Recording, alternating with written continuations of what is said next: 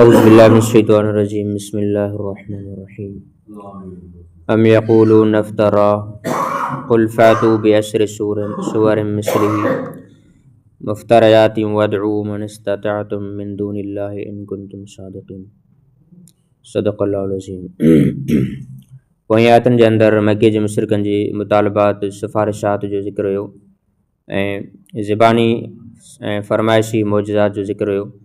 त उहे चवनि पिया अल्लाह जे नबी सल्लल्लाहु अलैहि वसल्लम खे त जेकॾहिं तव्हां वाक़ई अल्लाह ताला जा नबी आहियो त फ़लाणो मौजो तव्हां सां गॾु हुजे, तव्हां सां गॾु फ़रिश्तो हुजे ऐं तव्हां सां गॾु मलाइक हुजे जेको असांखे चवे त हीउ मोहम्मद सल्लल्लाहु अलैहि वसल्लम आहे ऐं हीअ अल्लाह ताला जो नबी आहे, लिहाज़ा तव्हां हिन खे मञियो। या तव्हां सां गॾु ख़ज़ाना हुजनि, खाणी वग़ैरह हुजनि, तव्हां वटि बाग़ात हुजनि ऐं तव्हां वटि उहद जबल सोन जो हुजे, उनखां बाद में असां मञींदासीं त तव्हां वाक़ई अल्लाह ताला जा नबी आहियो। त अल्लाह ताला उनखे मके जे मुशरिकनि खे हिन आयत में जवाबु ॾिनो आहे त जेके काफ़रनि ऐं उहे मुतालबात करनि था यानी मौजज़ात जी घुर करनि था, जेकॾहिं उनखे मौजज़े जी ज़रूरत आहे ऐं उहे ज़बानी ऐं सिफ़ारशी मौजज़ा तलब कनि था त उहे असांजी मसलत में न आहिनि, उहे असां उनखे नथा ॾेई सघूं। बाक़ी दुनिया जे अंदरि सभ खां वॾे में वॾो मौजज़ो उनजे साम्हूं क़ुर पाक जी सूरत में मौजूदु आहे। जेकॾहिं उहे क़ुर पाक खे सम्झनि ऐं क़ुर पाक खे ॾिसनि ऐं पढ़नि, जेकॾहिं क़ुर पाक खे मञनि त उनखे अल्लाह जे नबी सल्लल्लाहु अलैहि वसल्लम जी नबूअत जी सदाक़त जी ख़बर पइजी वेंदी। त मके जा काफ़र क़ुर पाक जे लाइ चवंदा त नऊज़ बिल्लाह इहो क़ुर पाक हुज़ूर पाक सल्लल्लाहु अलैहि वसल्लम पाण हथ सां गढ़ियो आहे ऐं हथ सां ठाहियो आहे, लिहाज़ा असां क़ुर पाक खे बि न मञींदासीं। त उनजे बारे में अल्लाह ताला मके जे मुशरिकनि जी ख़दशात खे दूरि कंदे फ़रमायो त जेकॾहिं क़ुर पाक हुज़ूर पाक सल्लल्लाहु अलैहि वसल्लम ठाहे सघनि था ऐं उहे बि तव्हां वारी कार इंसान आहिनि त पोइ तव्हां बि अहिड़ो क़ुर पाक आणे सघो था। जेकॾहिं तव्हांजे अंदरि ताक़त आहे त क़ुर पाक जो मुक़ाबिलो कयो। त अल्लाह ताला काफ़रनि खे क़ुर पाक जे बारे में टिनि क़िस्मनि जी चैलेंजिस कई आहे, जेके क़ुर पाक जे अंदरि टई चैलेंज मौजूदु आहिनि। पहिरें नंबर ते अल्लाह ताला मके जे मुशरिकनि खे हुकुम कयो त तव्हां क़ुर पाक इन जहिड़ो क़ुर पाक इन जो मिसाल आणे ॾेखारियो, यानी जेकॾहिं तव्हां चओ था त क़ुर पाक हथ सां ठाहियलु आहे त पोइ इन जहिड़ो क़ुर ॿियो आणे ॾेखारियो। जॾहिं मके जा मुशरिक इन ॻाल्हि खां बि आजिज़ थी विया त उनखां बाद में अल्लाह ताला उनखे हुकुम फरमायो त तव्हां इन जहिड़ियूं बिअश्रि सुवर मिसली तव्हां इन जहिड़ियूं 10 सूरत आणे ॾेखारियो जेकॾहिं तव्हांजे अंदरि ताक़त आहे। त क़ुर पाक जे अंदरि 114 सूरतूं आहिनि। अल्लाह ताला उनखे फरमायो त तव्हां 10 सूरतूं आणियो, बाक़ी 104 सूरतूं तव्हांखे माफ़ु आहिनि। लेकिन उहे 10 सूरतूं बि न ठाहे सघिया। लेकिन उनखां बाद में अल्लाह ताला उनखे फरमायो त जेकॾहिं तव्हां इन 10 सूरतनि खां बि आजिज़ थी विया त पोइ फ़ातू बि सूरत में मिसली इन जी का नंढड़ी सूरत का हिकिड़ी सूरत आणे ॾेखारियो, उन में बि तव्हांजी चैलेंज पूरी थी वेंदी। त क़ुर पाक जे अंदरि सभ खां नंढे में नंढियूं सूरतूं 3 आहिनि, सूरत नसर, सूरत असर ऐं सूरत कौसर। ऐं इहे 3 सूरतूं 3 आयतुनि जे मथां मुश्तमिल आहिनि ऐं इन्हनि में बि सभ खां नंढी सूरत कौसर आहे। त हिकिड़ी सूरत नंढी सूरत बि उहे न आणे सघिया।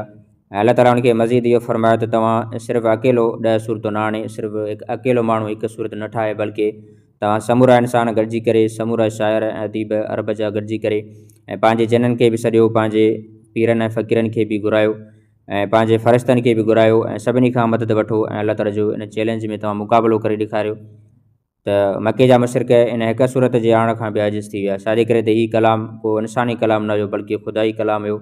जेकॾहिं इंसानी कलाम हुजे हा ऐं इंसान जो ठाहियलु हुजे हा त मके जा काफ़र बि मुक़ाबिलो करे वञनि हा। छाजे करे त मके जा काफ़र उहे तमामु वॾा अदीब हुया ऐं तमामु वॾा शाइर हुया, वॾा फसी ऐं बलीग हुया ऐं पूरी दुनिया जे अंदरि शाइरी में हुनजो कोई बि मुक़ाबिलो न करे सघंदो।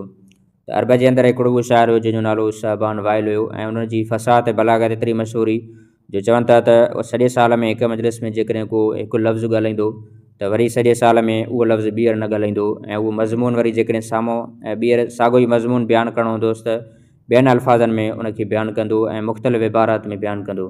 यानी एॾो फसी ऐं बलीग हुयो, लेकिन क़ुर पाक जी हिकिड़ी सूरत खे बि न ठाहे सघियो। त अल्लाह ताला मके जे मुशरिकनि खे फरमायो अम यक़ूलून इफ्तरा, त तव्हां चओ था त हुज़ूर सल्लल्लाहु अलैहि वसल्लम ने क़ुर पाक खे हथ सां गढ़ियो आहे। कुल फ़ातू बिअश्रि सूरम मिसली, त तव्हां इन 10 सूरतूं इन जहिड़ियूं आणे ॾेखारियो, मुफ़्तरयातनि तव्हां हथ सां ठाहे ॾेखारियो। वदू मन इस्ततअतुम मिन दूनिल्लाहि इन कुंतुम सादिक़ीन, ऐं तव्हां पंहिंजे महबूदनि खे बि घुरायो अल्लाह ताला खां सवाइ जंहिंखे तव्हां पुॼींदा हो, जेकॾहिं तव्हां इन ॻाल्हि में सचा आहियो। फ़इल्लम यस्तजीबू लकुम फ़अलमू अन्नमा उनज़िल बिइल्मिल्लाह, त जेकॾहिं तव्हां इन ॻाल्हि खे, इन चैलेंज खे क़बूल नथा करे सघो त पोइ ॼाणे वठो त बेशक हीउ क़ुर पाक जेको आहे उहो अल्लाह ताला जे इल्म सां ई नाज़िल कयो वियो आहे ऐं अल्लाह ताला जे तरफ़ खां ई लाथो वियो आहे। उहा अल्लाह इलाहा इल्ला हू, ऐं तव्हां मालूम कयो त अल्लाह ताला खां सवाइ कोई बि महबूद न आहे। त जीअं अल्लाह ताला जे क़ुर जो दुनिया जे अंदरि कोई बि मिसाल नथो बयानु करे सघे ऐं कोई बि मिसाल नथो आणे ॾेखारे, अहिड़े तरीक़े सां अल्लाह ताला बि वहदहुल्ला शरीक आहे। जीअं क़ुर पाक वहदहुल्ला शरीक आहे, ईअं अल्लाह ताला पंहिंजी ज़ात जे अंदरि बि वहदहुल्ला शरीक आहे। लिहाज़ा तव्हां अल्लाह ताला खां सवाइ ॿिए कंहिंजी इबादत न कयो। फ़हलन तुम मुस्लिमून, त पोइ छा तव्हां मुस्लमान आहियो? यानी जेकॾहिं क़ुर पाक नथा आणे सघारियो त हाणे तव्हां पंहिंजी इन हार खे तस्लीम कयो ऐं पंहिंजी आजिज़ी खे तस्लीम कयो। लिहाज़ा हाणे तव्हां मुस्लमान बणिजी वञो ऐं तव्हां ज़िद ऐं अना जे मथां न अचो त पंहिंजी ग़लती खे बि तव्हां तस्लीम न कयो। लिहाज़ा तव्हांखे हाणे पंहिंजी ग़लती तस्लीम करणी पवंदी। अल्लाह ताला खां दुआ अमल करण जी।